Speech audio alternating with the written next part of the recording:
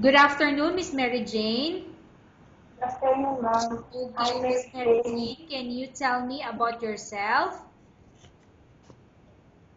Good afternoon, ma'am. I'm Mary Jane Mogino Aligulin, married, 39 years old. Okay, I have few questions for you to answer, so let's start. Why do you want to work as a maid? I want I want to work as a maid because I want to earn more money to support my family, especially the education of my kids. Okay, why you choose Malaysia when there is a lot of other country? Because some people say Malaysia is a good structure. Okay, how are you qualified for this job? Because in myself I can do hardworking and household chores.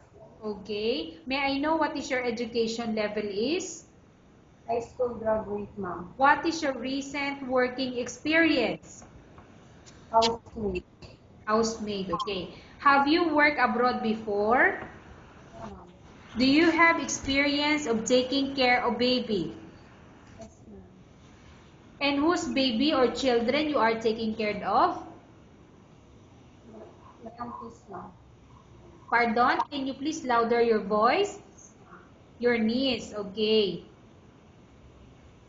What about elder or older people? Do you have experience taking care of an elder?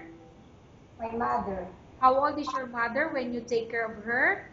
42 years old, ma'am. Okay. Do you have any other special skills?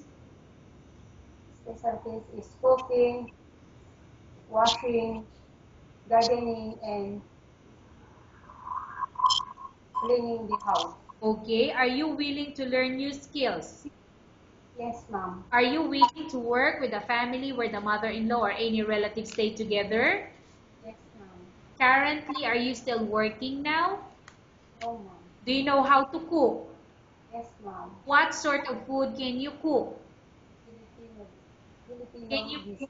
Okay, Filipino food. Can you tell me what Filipino food that you can cook? Rice, rice, boiled eggs, and etc. Are you aware that you will have to do cooking, cleaning, ironing, and washing? Yes, ma'am.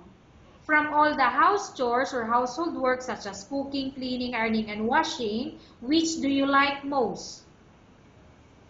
I like all, ma'am, but especially in cooking. Okay. If ever you were selected to work in Malaysia, who will take care of your kids? My husband and my sisters. You are not allowed to use handphone during working hours. Yes, ma'am. Yes, Miss Mary Jane, can you please answer the question? You are not allowed to use handphone during working hours. Yes, ma'am. You are only allowed to use handphone after you finish all the works and when going to bed. Yes, ma'am. You are strictly needed to surrender the handphone to your employer in the morning and your employer will return back to you once you're going to bed. Yes, ma'am. If ever your employer finds out that you're abusing your handphone and it's affected your work performance, your employer will confiscate your handphone and you're not allowed to hold it anymore. Instead, your Yes, employer will allow you to call to your family 3 times in a month. You're only allowed to bring normal phone and you're not allowed to bring smartphone. Are you agreed for the terms and condition? yes, ma'am. Are you agreed to the rules and regulation for the handphone? Yes, ma'am. How many years is the contract as you agreed and understand? 2 years, ma'am. Can you describe for me your ethics or your attitude? I'm humble and helpful, honest and responsible. Okay. How can you assure to us that you will work hard in Malaysia? I try my best to work with my resp- I try my best doing my work and and I follow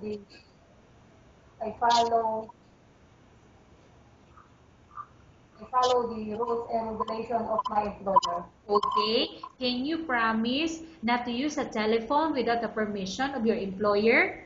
Yes, ma'am. Can you promise not to put on makeup or to dress properly while work? Yes, ma'am. Can you promise not to invite friends and relatives without the consent of your employer? Yes, ma'am. Can you promise not to ask for advance salary from your employer under any circumstances? Yes, ma'am. Do you really understand of the rules and regulation of the agency? Yes, ma'am. Do you pay any placement fee for you to come to Malaysia to work as a maid? No, ma'am. Do you have any history of sickness, example breast cancer or any other illness? No, ma'am. Do you suffer from any skin diseases, allergy or physical defect? No, ma'am. Have you suffered from any serious illness? No, ma'am. Do you smoke? No, ma'am. Have you undergone any operation? My operation in ligation only, ma'am. Okay, so what year you underwent ligation? 2011, ma'am. Okay. Are you medically fit? Yes, ma'am. Are you in any medication? No, ma'am. Miss Mary Jane, are you in any medication? Yes, ma'am. Miss Mary Jane, are you in any medication? No, ma'am. Are you allergic with any food? No, ma'am. Are you prepared to work for the employer of any race? Yes, ma'am. Are you prepared to eat the type of food taken by your employer? Yes, ma'am. Are you afraid of being left alone in the house?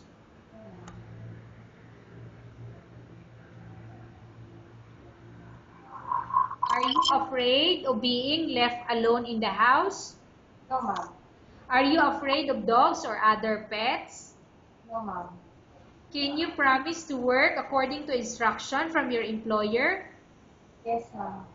Do you have any immediate family working in Malaysia? No, ma'am. Okay, Miss Mary Jane, we have finished our question section. Let's go to case study. I have a case study for you and I want you to answer me truthfully. Upon arrival in Malaysia within 6 months, if ever any of your family members pass away, what will you do? Will you continue to work till finish your contract or you will go back? I will finish my contract, ma'am.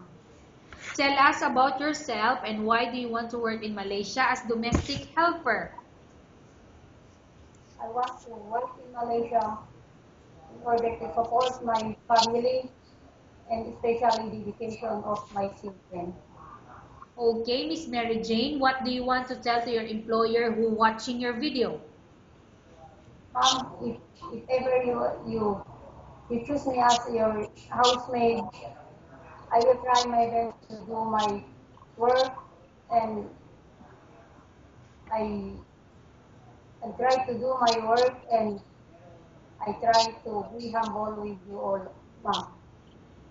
Okay, thank you very much, Miss Mary Jane. We will update your agency if there's any selection made by the employer.